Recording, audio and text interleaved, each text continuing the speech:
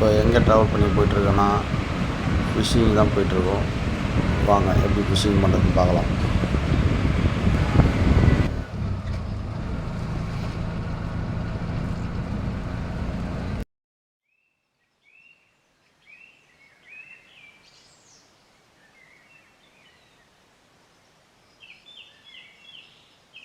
Travel பண்ணி ஒரு வழியாக லேக்குக்கு வந்துட்டோம் டீமோட. அந்த ஃபிஷ்ஷிங் பண்ணுறதுக்கு தேவையான ஃபீடு எப்படி ரெடி பண்ணுறதுன்னு பார்க்கலாம் வாங்க. கொஞ்சம் மைதா மாவு எடுத்துக்கலாம். ஒரு ஷீட் மைதா போட்டிங்க. அதுக்கப்புறம் பார்த்தீங்கன்னா டைகர் பிஸ்கெட் ஒரு 5 ரூபா பாக்கெட் 2 வாங்கிக்கோங்க. அது நல்லா பவுட்ரு மாதிரி கைது பண்ணிட்டு போட்டுருங்க. அதுக்கப்புறம் ஒரு பச்சை முட்டை, ஒரே ஒரு முட்டை, அதை நல்லா உடைச்சி ஊற்றிக்கணும்.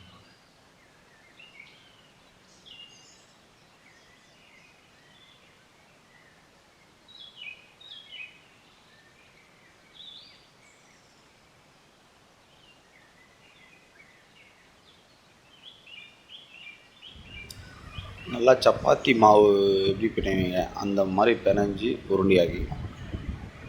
நல்லா சாஃப்டாக. ரொம்ப ஒரு வாங்கினா தண்ணி கொஞ்சம் லைட்டாக சேர்த்துக்கணும். தண்ணி சேர்த்து நல்லா பிணைஞ்சி விட்டுருங்க.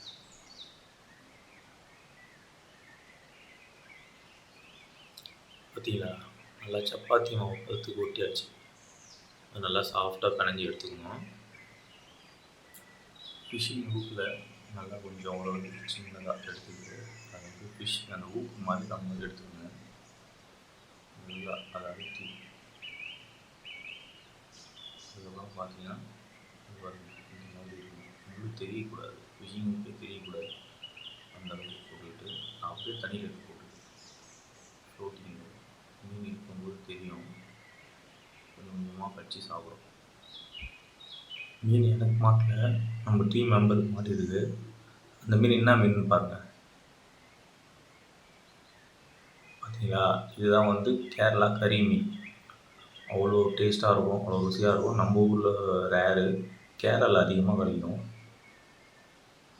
வாங்க இந்த வீட்டுக்கு எடுத்துகிட்டு போய் எப்படி சமைக்கிறதுன்னு பார்க்கலாம்.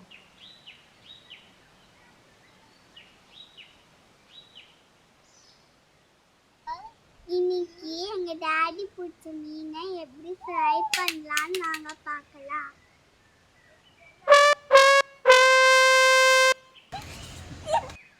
கால் மூடி தேங்காய் சின்னதாக கட் பண்ணிக்கோங்க. அப்புறம் வந்து குழம்பு மிளகாத்தூள் ஒரு 3 ஸ்பூனு.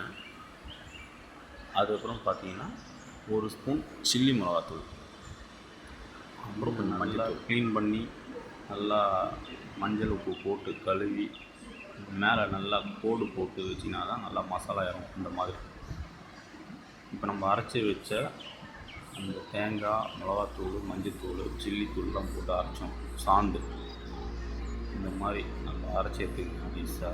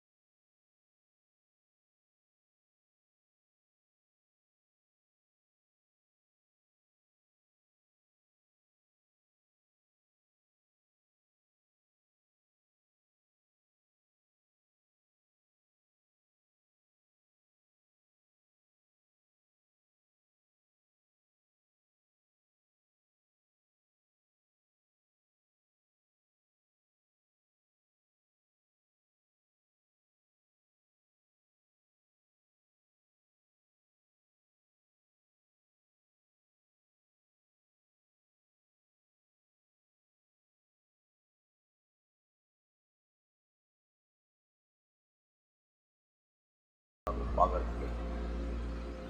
இப்போ வாங்க டேஸ்ட் பண்ணலாம். அவங்களோட பேரு ஆன்சர் மற்றும் கிரேட்டல். பார்த்தீங்களா? அவங்க தன்னோட அப்பாவோடையும் சித்தியோடையும் காட்டோட ஓரத்தில் இருக்கிற ஒரு சின்ன வீட்டுல வாழ்ந்து வந்தாங்க. ஆன்சர் கிரேட்டலோட அப்பா மரக்கற்றவர். அவரு பொதுவா காட்டில் உள்ள மரங்களை வெட்டுவாரு.